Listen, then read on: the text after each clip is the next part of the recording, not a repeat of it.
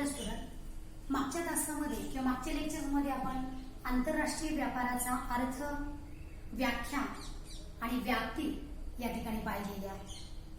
आजच्या लेक्चरमध्ये अंतर्गत व्यापार आणि आंतरराष्ट्रीय व्यापार यामधला फरक हा पाहणार आहोत. सर्वप्रथम अंतर्गत व्यापार आणि आंतरराष्ट्रीय व्यापार याची व्याख्या पाहणं गरजेचं आहे.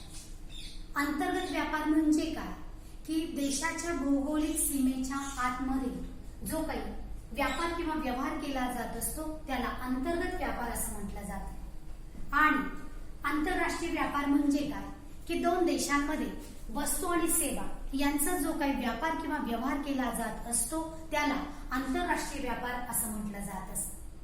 अंतर्गत व्यापार आणि आंतरराष्ट्रीय व्यापार यामधला फरक पाहण्यापूर्वी आत्ताच आपण व्याख्या जी आहे ती व्याख्या या ठिकाणी पाहिलेली आहे. सनातनपंथी अर्थशास्त्रज्ञ ॲडम स्मिथ, डेव्हिड रिकार्डो, जे स्मिथ या अर्थतज्ञाने मात्र अंतर्गत व्यापार आणि आंतरराष्ट्रीय व्यापार याच्यामधला फरक मान्य केलेला नाही. त्यांच्या मते अंतर्गत व्यापार आणि आंतरराष्ट्रीय व्यापार याच्यामध्ये मोठा फरक नाही. मात्र आधुनिक अर्थशास्त्रज्ञ किंडलबर्गर या अर्थतज्ञाने मात्र अंतर्गत व्यापार आणि आंतरराष्ट्रीय व्यापार याच्यामध्ये असलेला फरक हा दर्शवलेला आहे. हा फरक आपण वेगवेगळ्या मुद्द्यांच्या आधारे हा फरक पाहता येतो किंवा या मुद्द्यांच्या आधारे आपल्याला अंतर्गत व्यापार आणि आंतरराष्ट्रीय व्यापार याच्यामध्ये कसा फरक आहे हे लक्षात येत असते. यामध्ये सगळ्यात महत्वाचा आणि पहिला घटक म्हणजे उत्पादन घटकांची गतिशीलता.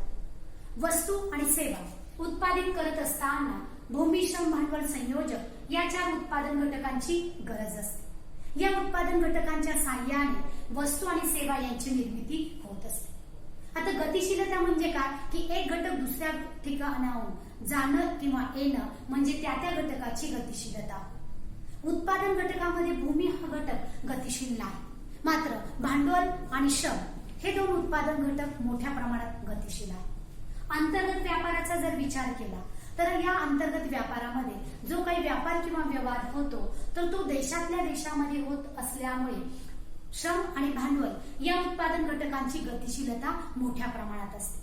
मात्र आंतरराष्ट्रीय व्यापाराचा विचार केल्यानंतर श्रम आणि भांडवल या दोन उत्पादन घटकांची गतिशीलता ही कमी असल्याचं आपल्याला दिसून येत असतं.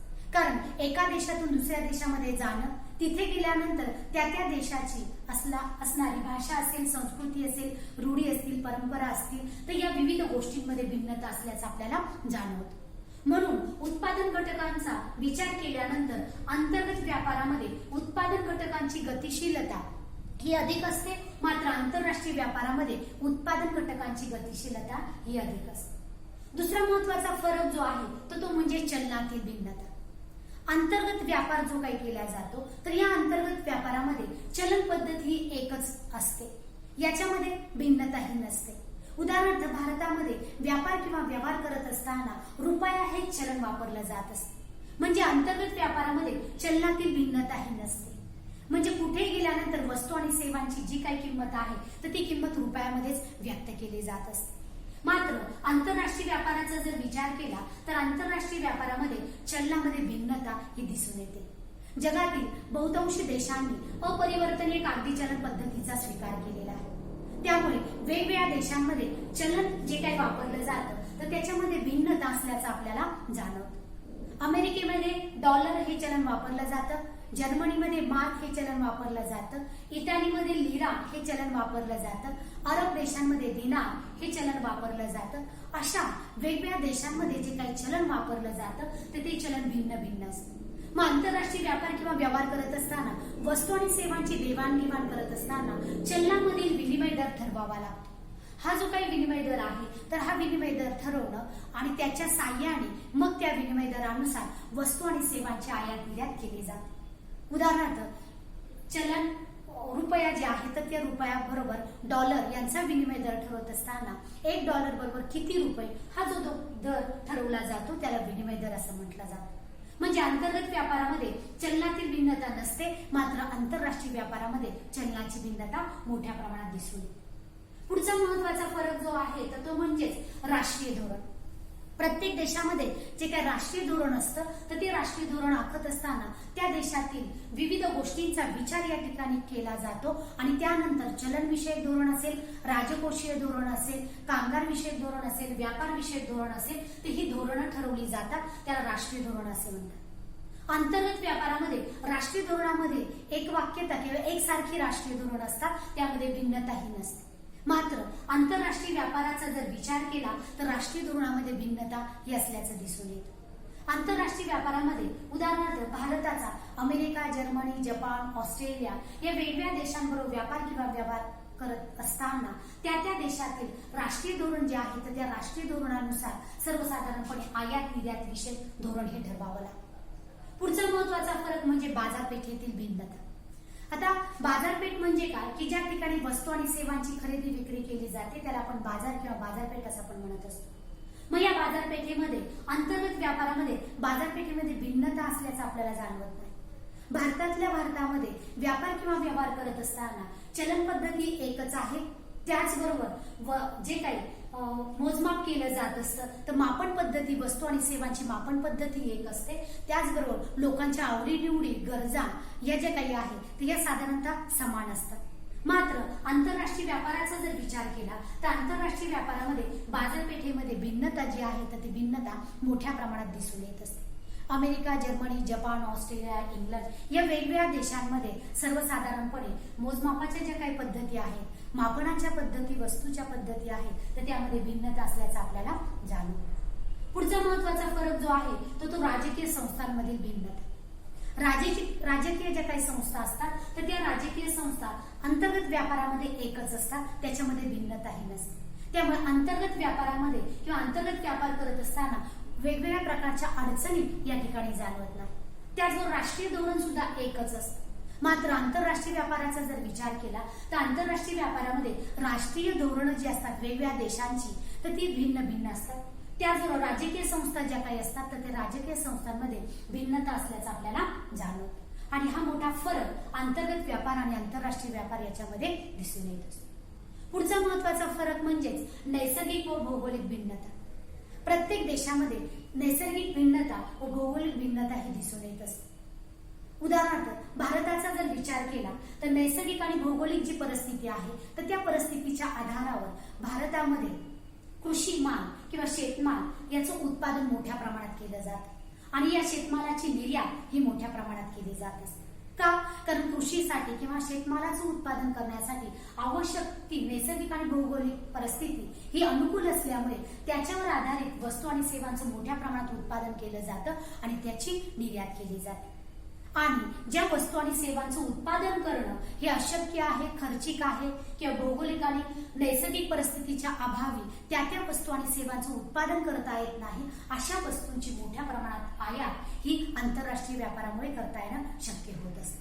थोडक्यात काय की अंतर्गत व्यापारामध्ये नैसर्गिक व भौगोलिक भिन्नता नसते, मात्र आंतरराष्ट्रीय व्यापार किंवा व्यवहार करत असताना वेगवेगळ्या देशांमध्ये नैसर्गिक व भौगोलिक भिन्नता ही मोठ्या प्रमाणात असल्याचं आपल्याला जाणवतं. पुढचा महत्वाचा जो घटक आहे तो म्हणजे वाहतूक विषयक समस्या. वस्तूच्या निर्मितीसाठी वेगवेगळ्या घटकांची गरज असते, मग हे वेगवेगळे घटक आवश्यक असतात. त्याचबरोबर त्या वस्तूच्या निर्मितीसाठी कच्चा माल असेल, यंत्रसामग्री असेल, कामगार असेल तर यांना ने-आण करावं लागत असतं. मग त्यासाठी वाहतूक व्यवस्था ही चांगली असणं किंवा वाहतुकीच्या सुविधा उपलब्ध असणं आवश्यक असतं. अंतर्गत व्यापारामध्ये वस्तू आणि सेवा पाठवत असताना सर्वसाधारणपणे रस्ते, रेल्वे यासारख्या मार्गांचा अवलंब हा केला जात असतो. वाहतूक विषयक मोठ्या प्रकारच्या समस्या अंतर्गत व्यापारामध्ये नसतात, कारण वाहतुकीसाठी जो काही खर्च येत असतो तर त्या खर्चावरनं त्या वस्तू आणि सेवांच्या किमतीमध्ये वाढ ही होत असते. आंतरराष्ट्रीय व्यापाराचा जर विचार केला तर वेगवेगळ्या देशांमध्ये वस्तू आणि सेवा जर पाठवायच्या ठरवल्या तर आपल्याला दोन मार्गांचा अवलंब करावा लागतो, एक म्हणजे जलमार्ग आणि दुसरं म्हणजे हवाई मार्ग.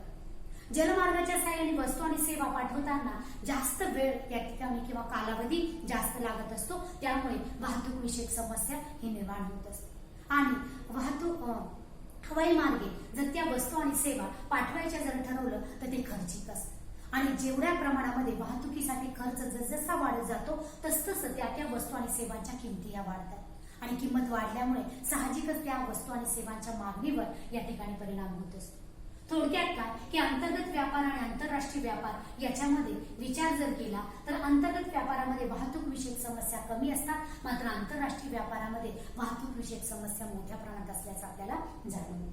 शेवटचा आणि महत्वाचा घटक म्हणजे व्यापारातील वस्तूंची भिन्नता. आता प्रत्येक देशामध्ये आपण पाहिलेलं आहे की नैसर्गिक आणि भौगोलिक भिन्नता ही दिसून येते.